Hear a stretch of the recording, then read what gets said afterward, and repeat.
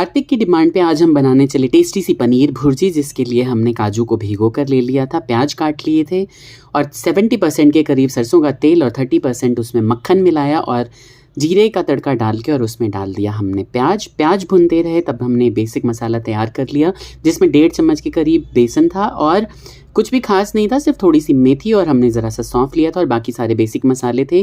प्याज के बीच में छेद करके यानी कढ़ाई के बीच में हमने तेल जहाँ पे था वहाँ पे हमने वो मसाले भूने, बेसन का कच्चापन निकाला, फिर हमने उसमें लहसुन डाल दिया। लहसुन भुनने के बाद हमने उसमें डाल दिया काजू का पेस्ट और करीब 5-7 मिनट भुनने के बाद उसमें हमने डाल दिया फिर टमाटर के साथ 6-7 हरी मिर्च कटी हुई, साथ ही हमने डाल दिया उसमें नमक, जिससे कि टमाटर जल्दी गल जाए। अब इस स्टेज पे आके हमें क्या करना था, थोड़ा सा पानी मिला देना था, फिर पनीर को कद्दूकस कर लेना था।